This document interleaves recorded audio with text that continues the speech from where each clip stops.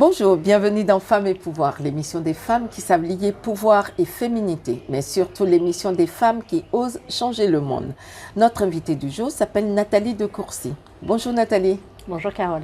Merci d'avoir accepté notre invitation. Merci beaucoup de m'avoir invitée.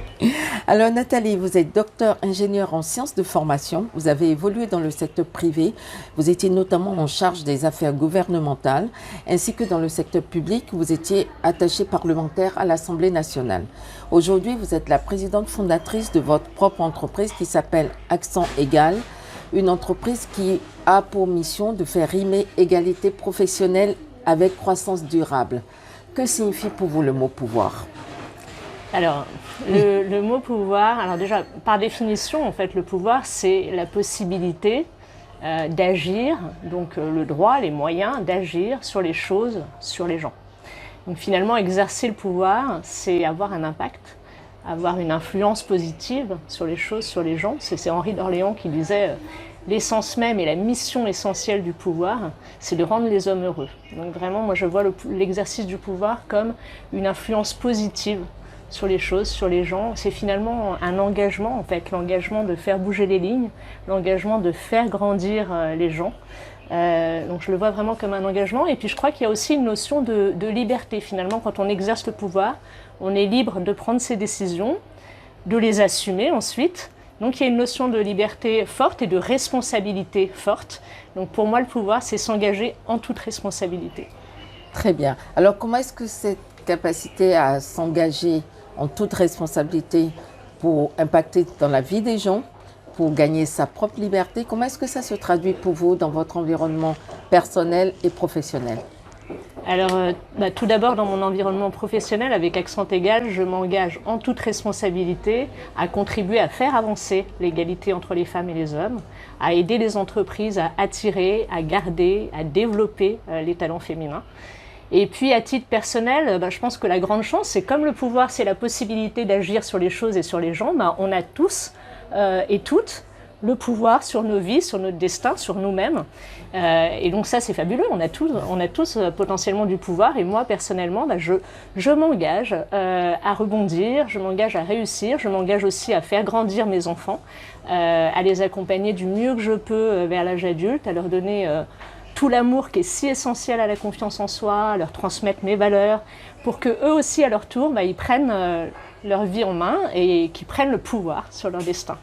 Tout à fait. Je rappelle que vous êtes maman de 3 enfants. Oui, tout à fait. Garçons et filles, donc bien évidemment. Comment est-ce que vous leur transmettez justement cet engagement en termes d'égalité femmes-hommes et comment est-ce que vous les préparez à aborder cette question à l'âge adulte? Oui, alors assez différemment en fait, selon qu'ils soient filles ou garçons. En fait, je crois que mes filles, j'essaye de leur donner un maximum confiance en elles parce que, je le disais tout à l'heure, je pense vraiment que la confiance en soi est la clé pour s'affirmer et pour prendre le pouvoir. Donc j'essaye de leur dire que tout est possible, qu'il faut qu'elles suivent leurs rêves, leurs aspirations en fonction de leurs capacités et pas en fonction d'un rôle de genre où on voudrait les enfermer et finalement pas se conformer à un rôle de genre, mais vraiment aller vers leurs désirs et vers leurs capacités. Et puis avec mon fils, je suis un peu plus dure. Je ne veux pas qu'il devienne macho, donc je crois que c'est vraiment la transmission de la culture de l'égalité. Et je pense que toutes et tous, on a un rôle à jouer pour diffuser cette culture de l'égalité, le respect des autres et le respect des femmes notamment. Très bien. Diriez-vous qu'il y a une différence de l'exercice du pouvoir selon si on est un homme ou une femme?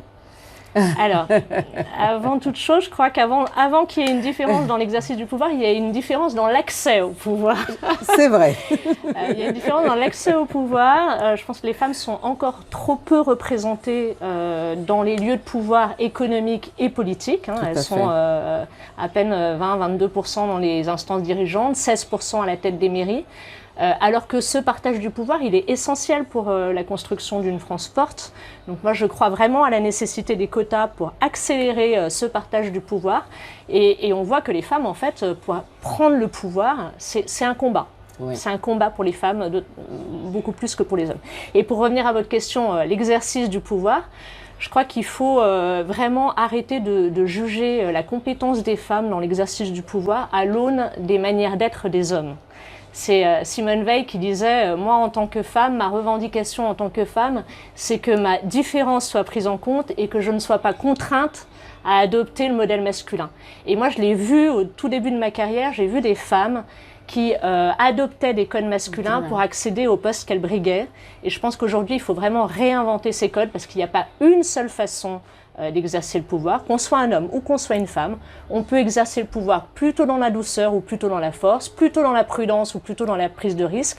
Il n'y a pas qu'une seule façon de faire. Je crois que l'exercice du pouvoir, il n'a pas de genre, le talent n'a pas de genre. Tout à fait. Vous avez déclaré justement que l'égalité professionnelle entre les femmes et les hommes, comme vous disiez tout à l'heure, c'est vraiment un levier incontournable pour le progrès. Et c'est d'ailleurs ce que vous nous expliquez, de dire qu'on doit arrêter, mais pourrait être la part de responsabilité des femmes, justement, dans cette capacité juste à ne plus se sentir obligée d'adopter les codes masculins, à juste être elles. Oui. Quelle est notre part de responsabilité dans ça? Je crois qu'il faut être très consciente que le pouvoir, on ne va pas nous le donner. On ne donne pas la place aux femmes, on ne donne pas le pouvoir aux femmes, donc il faut prendre le pouvoir. Il faut prendre le pouvoir, ça veut dire qu'il faut prendre sa place, il faut oser, il ne faut pas attendre d'être prête à 100% pour candidater parce que les hommes, eux, n'attendent pas. Voilà, il y a une manière active finalement de s'affirmer et de prendre le pouvoir. Et puis, si je rajouterais aussi que la sororité est très importante, appuyons-nous les unes sur les autres parce que c'est vraiment ensemble qu'on va pouvoir tout avancer et tout prendre le pouvoir. Je rebondis sur ce mot sororité. Est-ce que c'est quelque chose qui est une réalité ou est-ce que c'est juste encore un produit marketing parce que des fois on a l'impression que entre les femmes, cette solidarité, elle reste quand même encore quelque chose qui n'est pas encore concret, en tout cas pour tout le monde. Est-ce que c'est quelque chose que vous expérimentez? Parce que vous êtes quand même vous siégez dans pas mal de conseils d'administration de plusieurs organisations. Et moi, je vous ai repéré notamment dans l'association Femmes Ingénieurs. Oui. Est-ce que c'est quelque chose qui devient une réalité ou est-ce que ça reste encore un produit cosmétique ou de marketing? Alors, moi, véritablement, je l'expérimente. D'abord, je crois vraiment à ce que nous apporte le fait de partager nos expériences, nos doutes, nos réussites, nos échecs. Et je l'expérimente véritablement. Je crois en la puissance de la sororité. Je remercie d'ailleurs énormément Marlène Schiappa pour l'organisation du premier gala des réseaux féminins le 9 mars dernier, qui nous a permis de toutes nous retrouver et de célébrer cette sororité. Et oui, au quotidien, je la vis au travers des réseaux féminins notamment. Oui. Très bien. On ne naît pas puissante, on le devient. Que vous inspire cette phrase? Alors, on ne naît pas femme, on le devient, disait Simone de Beauvoir. Oui, je crois qu'on devient puissante. On devient puissante grâce au pouvoir de nos parents, par leur éducation, grâce au pouvoir de nos échecs, de nos réussites, qui vont nous permettre de mieux nous connaître et de mieux nous faire confiance, de mieux croire en nous. Et je pense vraiment en fait, il s'agit de confiance en soi, il s'agit d'affirmation de soi, mais il s'agit aussi de connaissance et de vouloir être utile, de vouloir agir. Et j'adore cette citation de Victor Hugo qui dit « Vouloir, savoir, pouvoir sont les trois mots qui mènent le monde ». Et on en revient à cette notion d'engagement, et l'engagement n'est pas inné. Tout à fait, oui. Donc on devient puissante. Très bien. Comme vous disiez tout à l'heure, les luttes pour les droits des femmes sont loin d'être gagnées. Oui. Et malheureusement, si on voit encore le dernier rapport de l'ONU qui dit qu'il nous faudrait encore plus de 140 ans avant qu'il puisse avoir une réelle égalité entre les hommes et les femmes sur les espaces de pouvoir. Donc on voit quand même qu'on est encore loin. Mais quel message vous auriez envie de faire partager ou de transmettre à des femmes, à des filles, mais aussi à des hommes qui nous regardent? Parce que je pense que ce combat, il ne peut pas être forcément gagné sans eux. Est-ce que vous auriez un message à leur faire passer? Oui, je pense que vraiment les femmes, on parlait de combat tout à l'heure, les femmes doivent faire face à de l'adversité. Les droits des femmes, ils sont bafoués, ils sont menacés, ils sont en recul dans certains pays. En fait, le message que je voudrais faire passer, c'est la vigilance en fait. La vigilance parce que rien n'est jamais totalement acquis, il faut rester extrêmement vigilante. La force aussi de la sororité, encore une fois, parce qu'ensemble, on est plus forte. Et puis, le message aussi que je voudrais véhiculer, c'est vraiment, encore une fois, diffuser et transmettre la culture de l'égalité.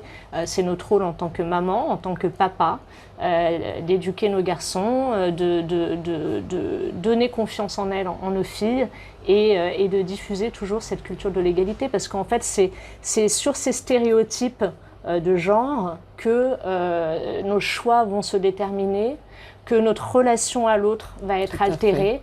Et donc je crois que c'est très jeune qu'il faut prendre conscience de cette égalité. Tout à fait. Est-ce que vous avez un coup de gueule ou un coup de cœur, quelque chose qui vous énerve vraiment, que vous avez envie que ça change, et quelque chose qui vous fait plaisir également, que vous avez envie de voir perdurer? Alors mon grand coup de gueule, et je m'exprime souvent sur le sujet, c'est bien sûr les violences conjugales. Un coup de gueule contre la domination que certains hommes se sentent autorisés à exercer. J'ai rédigé d'ailleurs une tribune qui est parue dans Le Monde l'été dernier, qui a été co-signée par un certain nombre de dirigeants, parce que je pense que cette lutte contre les violences conjugales, on est tous concernés, elle ne doit pas s'arrêter à la porte des entreprises. Le gouvernement a fait beaucoup, avec 5 lois en 5 ans, pour renforcer la lutte contre les violences faites aux femmes. Je pense que les entreprises aussi ont un rôle à jouer et qu'on a toutes et tous un rôle à jouer, car ce fléau nous concerne tous. Il faut s'y mettre tous ensemble. Et sur mon coup de cœur, c'est justement le plan interministériel pour l'égalité entre les femmes et les hommes 2023-2027, donc qui s'appelle Toutes et tous égaux, qui a été présenté par Elisabeth Borne la semaine dernière, qui sera piloté par Isabelle Rome, et qui propose d'accélérer l'action autour de 4 axes, donc la lutte contre les violences faites aux femmes, la santé des femmes, l'égalité professionnelle et économique et la culture de l'égalité dont on parlait. C'est mon coup de cœur. Très bien. Si vous étiez un homme ou une femme d'État, lequel ou laquelle seriez-vous et pourquoi? Alors, je ne sais pas si je serais celle que j'admire. J'admire Simone Veil énormément. Moi aussi. Je m'en doute. On la connaît surtout pour la dépénalisation de l'avortement, mais je pense qu'elle a fait beaucoup. Elle était en faveur des quotas dans les entreprises et en politique. Elle a écrit une tribune pour une plus grande représentation des femmes. Elle a toujours agi sans relâche pour défendre les droits des femmes et pour faire évoluer les droits des femmes. Donc c'est vraiment une personnalité que j'admire énormément. Est-ce que vous avez une citation ou une devise qui vous incarne ou qui illustre vos engagements? Moi, j'aime beaucoup cette citation toute simple, c'est « Aide-toi, le ciel t'aidera ». Et je pense qu'on a vraiment beaucoup à donner pour prendre le pouvoir, en fait. Beaucoup à donner de nous-mêmes. Ouais. C'est sûr. Très bien. Si vous aviez un jour pour changer le monde, par quoi commenceriez-vous? On a parlé d'éducation, on a parlé par l'éducation. Je pense que vraiment c'est dès le plus jeune âge qu'il faut transmettre et infuser cette culture de l'égalité. Ça me paraît essentiel en fait pour que chacun ait le même champ des possibles, pour que chacune et chacun puisse poursuivre ses ambitions. Tout à fait. Si vous étiez un animal? Si j'étais un animal, oui, lequel seriez-vous? Je serais une lionne. Une lionne. Pourquoi? Alors pourquoi? Parce que pour moi, la lionne est vraiment le symbole du pouvoir féminin. Je crois que dans le règne animal, c'est vraiment l'égal de l'homme. En tout cas, celle qui représente plus une femme égale de l'homme. Ce que j'aime beaucoup aussi, parce que je me suis renseignée du coup, c'est qu'elles chassent entre elles les lionnes. Et donc la sororité, c'est quelque chose de fort. Et ça me parle également. Et puis, elles ont un instinct maternel extrêmement profond. Profond, absolument. Pour moi, c'est vraiment la lionne qui symbolise le pouvoir féminin. Très bien. Si vous étiez une ville, laquelle seriez-vous? Alors ça, je serais Paris. J'adore Voilà. Paris. J'adore Paris. C'est un peu sale en ce moment, Oui.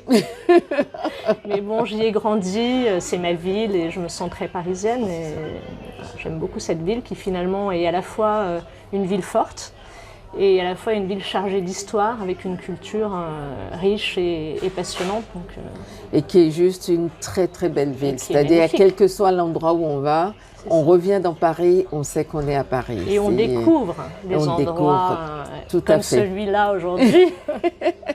C'est vrai.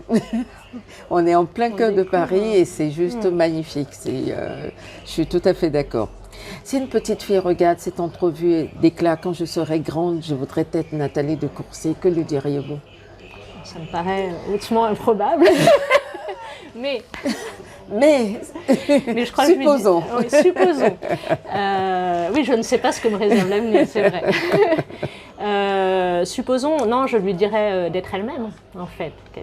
Qu'elle est une petite fille unique, qu'elle a en elle des forces et des talents qu'elle va découvrir, et voilà, qu'elle ait foi en elle, qu'elle fera de grandes choses.